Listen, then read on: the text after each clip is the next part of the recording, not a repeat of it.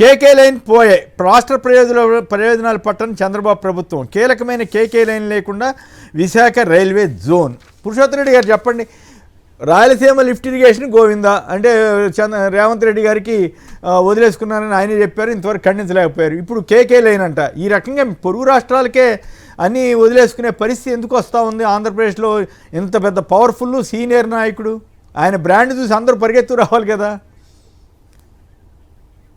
కొమ్మినేని గారు, రెండు అంశాలు. ఒకటి, రాయలసీమ లిఫ్ట్కి సంబంధించి తెలంగాణ ముఖ్యమంత్రి చేసిన ప్రకటన నేపథ్యంలో దాన్ని వ్యతిరేకిస్తూనే ప్రకటనని అదే మాట వీళ్ళు మాట్లాడుతున్నారు. అసలు అది అవసరమే లేదు, ఆయన అయితే అక్రమం అన్నాడు, అవసరం లేదన్నారు. రేవంత్ రెడ్డి కనీసం అక్రమం అన్నాడు, ఈ లేఖంగా అది అవసరం లేదని చెప్పేస్తున్నారు.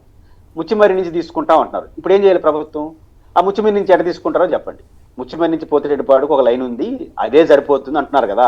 దానికి ప్లాన్ రెడీ చేయండి. కానీ దేనికి ప్లాన్ రెడీ చేస్తున్నారో తెలుసా? ఇప్పట్లో సాధ్యం కానీ పోలవరం టు బనకచర్ల లేదా పోనవరం టు సాగర్, అంటే నల్లమల సాగర్. అంటే చూడండి, ఉన్న లిఫ్ట్ రాయలసీమ లిఫ్ట్ని వ్యతిరేకిస్తారు, వద్దని చెప్పేస్తారు, దాని మీద బురద చల్లుతారు. ముచ్చిమరి నుంచి తీసుకునే ప్రాజెక్టు ఉంది, దాన్ని మేము చేసేస్తాం అంటారు. దానికి ప్రాజెక్టు రూపకల్పన చేయరు, అడుగులు వేయరు.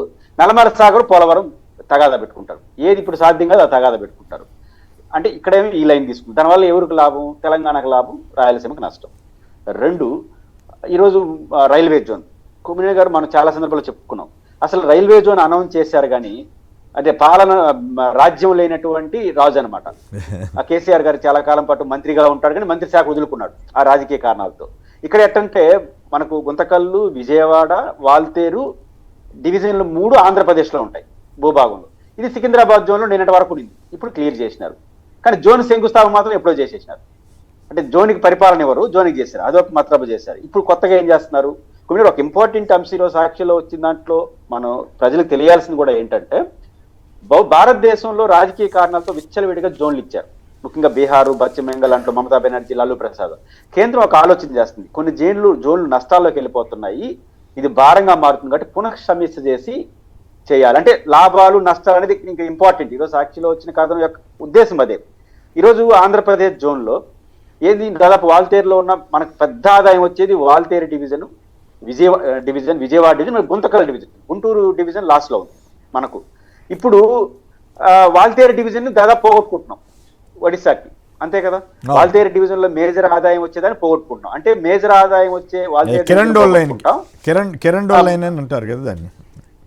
దాది కేకే లైన్, దాన్ని పోగొట్టుకుంటున్నాము. వాళ్ళు ఆ డివిజన్ లో ఒరిస్సా డివిజన్ లోకి ఇచ్చేస్తున్నారు, ఒరిస్సా రాష్ట్రంలో ఉన్న డివిజన్ కి ఇచ్చేస్తున్నారు. ఇంకా మనకేమవుతుంది?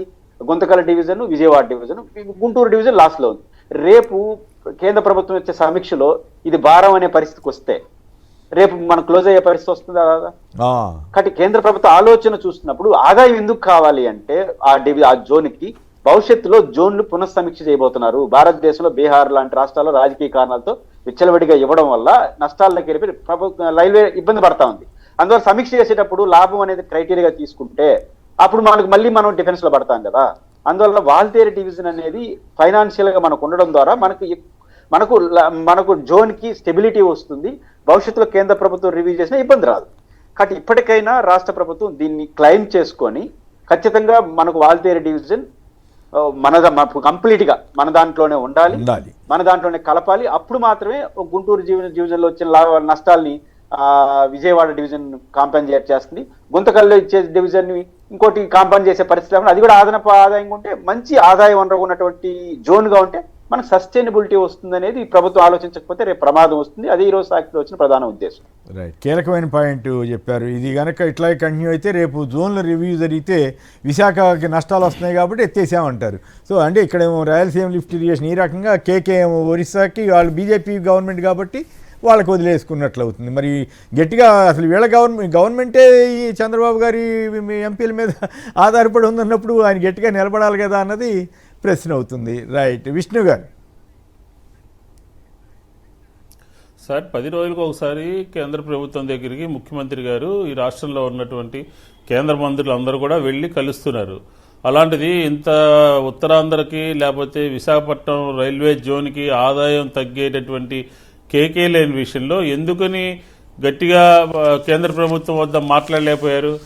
ఒరిస్సా ప్రభుత్వము తన వాణిని గట్టిగా వినిపించి కేంద్ర ప్రభుత్వాన్ని ఒప్పించి ఆ కేకేలేను ఆ ఒరిస్సా దాంట్లో కలుపుకునేటటువంటి ప్రయత్నం చేశారు అని చెప్పిన వార్తలు వస్తున్నాయి. ఈ కేంద్ర మంత్రులు అలాగే ఎన్డీఏలో భాగస్వామ్యంగా ప్రధానమైనటువంటి పార్టీగా ఉన్నటువంటి తెలుగుదేశం కానీ మన జనసేన కానీ భారతీయ జనతా పార్టీ కానీ 3 పార్టీలు ఏం చేస్తున్నట్టు ఆంధ్ర రాష్ట్ర ప్రజల యొక్క హక్కుల్ని కానీ ఆంధ్ర రాష్ట్ర ప్రజలకు సంబంధించినటువంటి సమస్యల్ని కానీ ఎక్కడ వాళ్ళు కేంద్రం దగ్గర ప్రస్తావించి కేంద్రం ఆంధ్రప్రదేశ్ రిస్క్లోకి వచ్చే విధంగా చేస్తున్నారు, చేయలేకపోతున్నారు. ఫెయిల్ అయినట్టుగా కనపడుతుంది మనకి. ఎందుకంటే పక్కనున్నటువంటి రాష్ట్ర ముఖ్యమంత్రులు ఆ రాష్ట్ర ప్రయోజనాల కోసం పనిచేస్తూ ఉంటే ఆంధ్రప్రదేశ్ సంబంధించినటువంటి ప్రభుత్వం కానీ ముఖ్యమంత్రి కానీ ఉదాసీన వైఖరి అవలంబిస్తున్నట్టుగా మనకి స్పష్టంగా కనబడతా ఉంది. దానికి ఉదాహరణే రాయలసీమ లిఫ్ట్ ఇరిగేషను, రెండోది ఇప్పుడు కేకే లైను, లేదు ప్రధానంగా రైతులకు సంబంధించినటువంటి గిట్టుబాటు ధరలు కానీ అలాగే ఆంధ్రప్రదేశ్ రైతాంగానికి అవసరమైనటువంటి యూరియా విషయంలో కానీ కేంద్రం మీద ఆంధ్రప్రదేశ్ ప్రభుత్వము కూటమి ప్రభుత్వము ఒత్తిడి చేసి మనకు కావలసిన విధంగా సహాయ సహకారాలు అందించలేకపోతుంది. మనకున్నటువంటి కేంద్ర మంత్రులు ఇద్దరున్నేమో, ఒక కేంద్ర మంత్రి ఏమో అమరావతిలో ఉంటాడు, ఇంకో కేంద్ర మంత్రి ఏమో రీల్స్ లో ఉంటాడు. ఈ మధ్య మనం చూస్తా ఉన్నాం ఇండిగో విషయంలో ఏ రకంగా ఫెయిల్ అయ్యారు మనం చూసాం కదా. ఇండిగో విషయంలో ఎంతమంది ప్రయాణికులు ఇబ్బంది పడ్డారు.